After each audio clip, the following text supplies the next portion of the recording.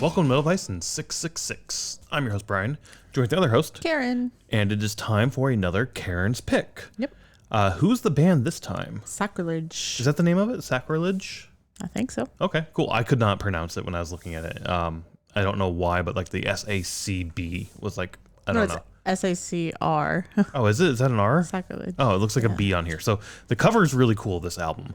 It's this sort of gray, just a basic like matte gray sort of look with a Grim Reaper, and there's like a bird flying out, maybe a bird.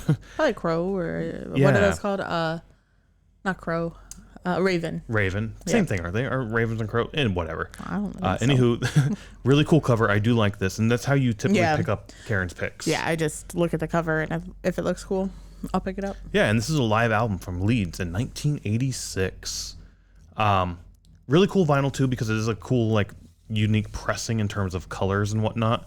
It's this sort of clear with black splatter look to it, which I think fits in really well with the art of the cover and everything. Mm-hmm. If it was gray, it would have been a little better. It might have been tried to be gray, and then it just turns black. Maybe. Like, it could be just hard. Maybe. But yeah, it's really cool. But I do like when albums do that kind of thing of like matching the pressing to sort of the album art.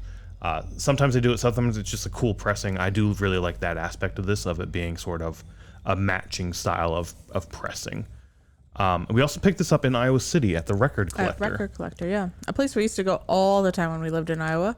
But never bought records. And never could buy records because we had no money. But this one fit under your budget of $20. I think this even fit under the budget of like $10. Yeah. I think it was like 8 or 15. Yeah, according to the receipt, which we still have for some reason. We're trying to we're trying to do better at that. Yeah. It does look like it was about $8 for that, for sure. No, this one was 7. Oh, 7? Okay. Yeah, and then we got agnostic front as well for 8. Okay. Trip, so. This album also has this really cool thing that I don't think I've really seen with other albums, especially newer pressings, where it has sort of the ads for other sort of vinyl and like t-shirts and shit that you could buy. Yeah. I think I have some old ones from like the 70s or 80s. Oh, really? That have this kind of shit in it, like the flyers for like buying stuff. It definitely feels very Columbia House of like, here's the other albums you can get for 1 penny each. Yeah, that's what I was thinking, is like when you would do the record, like, or not records, CDs, like when you would get that mailing and then you would mail it back and then they would charge you like $100 for the next mailing. Yeah. Yeah, I don't know. It was kind of cool. Like, even just looking through this, you see like stuff for like Accept for like t-shirts. So the band Accept. I think I saw Venom was on one of the like albums or something. I don't know. It's a cool little thing that you don't see that often anymore, of like a record pressing or a label saying like, here's other shit you could buy from us. Right. That it is interesting. Is that Behemoth down there too? Right down there? Yeah, Behemoth, yeah. Yeah, that's so fucking weird. I don't know. In any case, though, this whole subgenre of 666s is you finding a vinyl just based on the cover under $10, hopefully, but you've bumped that up to 20 because it's really hard to find under 10 sometimes at stores. Yeah, and just picking up based on the cover and then taking it home and listening to it and seeing if we like it. And as a live album, that's kind of another bonus too, because you don't know a band, you get like a greatest hits. Typically is what we consider it. Yeah, it'd probably be close to greatest hits, but I'm not sure, because Sacrilege only was around from 84 to 89. Oh, really? It says that they're back from 2014 to present as well, but this would have been their early stuff. So yeah, they weren't around. Leeds 1986, 86, like right in the middle. Yeah, so according to Wikipedia, they were formed in the Midlands region of England. Okay. In 1984, and they were originally crust punk. Oh, really? Yeah, I don't know what that means. I don't either. But, I'm not a big punk fan, so. And then later changed to thrash metal and then some doom metal. And this album, I definitely get thrash metal out of, but I get some punk elements as well. 100% agree. Definitely thrash comes through like front and foremost, like very, very thrash heavy.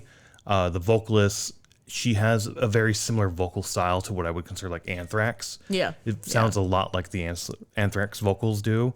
Which I'm not the biggest fan of. Yeah, me neither. Yeah. Of the big four, I do consider Anthrax to be a little bit more punky than I do thrash. I get the thrash element there. Yeah.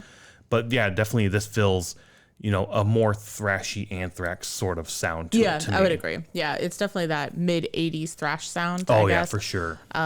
But yeah, you just get, I don't know, like I don't even know how to explain it, but you're doing a really good job of saying Anthrax, because that's definitely from that sound, Other than that, like, the live aspect of the album, I didn't really get. Yeah, not much. It's not much like crowd interaction. Yeah. There's no crowd interaction really, except for the last like song or two songs. I feel like, that's right. Yeah. Like you don't hear the crowd and you don't have the crowd sort of interaction where they're talking, like the banter back and forth until like that last song or even the last two. I can't remember exactly, but it's like the last one or two songs. Yeah.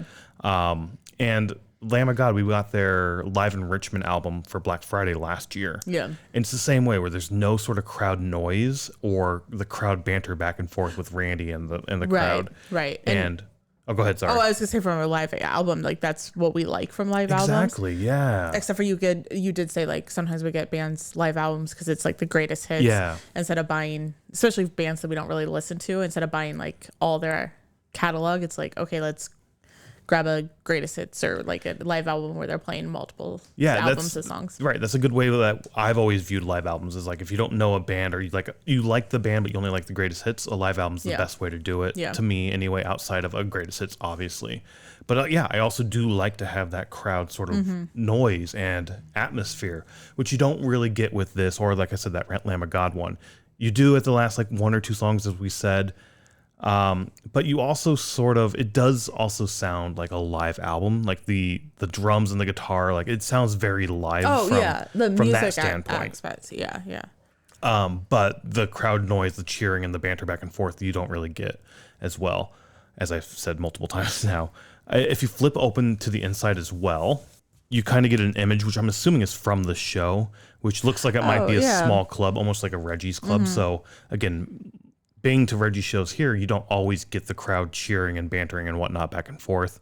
I assume the crowd knew that they were recording a live album, so I assume they would have been more raucous. You know? Yeah, what I mean? Who knows if they were aware or not? But I'd never even looked inside. I don't think so. I didn't know that this picture was there. Oh yeah. So, all in all, though, for me, it was fine music. It was cool thrash music. Nothing that like jumped out to me like, oh my god, that's fucking amazing. But it was, your pretty standard thrash music, especially for 80s. Yeah. But other than that, like the imagery on the front to me doesn't fit. I was going to say the same thing, like except for the whole how they kind of went to doom aspect.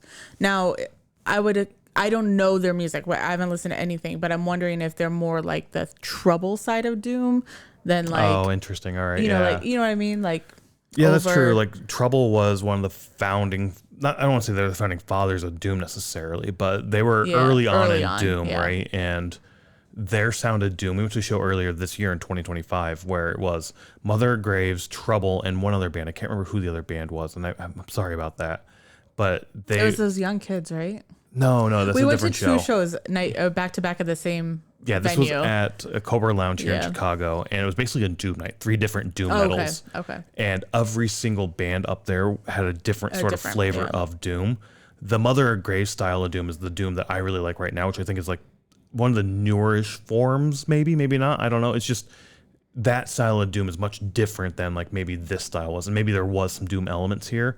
And even with Trouble, I'm like, that doesn't really feel doom metal to me. It feels more thrashy for sure. Yeah. But what I was going to say is like maybe the album cover was more towards that way. Yeah. Versus the thrashy side. Because, I mean, just the imagery or whatever. But yeah, it isn't exactly what I would think of for the music either. Yeah. But I mean, for $7, this is a pretty good album for $7. So it is. I don't know if we'll listen to it that much more. I'm sure we'll listen to it sometime down the road. We'll pick it up randomly, like, let's listen to this again. When we do our whole, like, pick a number. Yeah, pick exactly. A slot, pick a number. Just pick something random, listen to it. It's not going to be something I'm going to gravitate towards that much, but it's definitely something, if I listen to it, I'm not going to be disappointed that I listened to it for sure. I would agree. Yeah, I would agree with that. I would definitely listen to it again. I don't, like I said, according to Wikipedia, they're doing stuff presently. I don't know if they're touring or maybe in England or something. So this album didn't make me want to go out and listen to more of their stuff. It's just more of like, if I heard it, I'm not going to be disappointed that I heard it. You know what I mean? Yeah, no, I would agree. Like, it's not something that's like, we've had albums where it's like, oh my gosh, I can't wait to check out more of their stuff. And this was just kind of like, okay. Cool. It was good. It wasn't bad. It wasn't great. It was fine. It was middle of the road, and there's nothing wrong with that. Yeah. And again, for $7, not bad. Yeah, not bad at all. Cool vinyl, cool album art. I love the album art. And cool little flyers that I haven't seen. That's interesting. I'm going to look forward to those some other time to see if the flyers are in anything else. Yeah. But yeah, any case, you don't always know what you're going to get when you pick up an album sometimes, I guess. For us, anyway, when we do the Karen's pick. That's the whole point. So I guess the message is go just explore music. Find something, listen to it. You like it, you like it. You don't, whatever. At least you tried. So go explore some music and, yeah, have fun. Bye.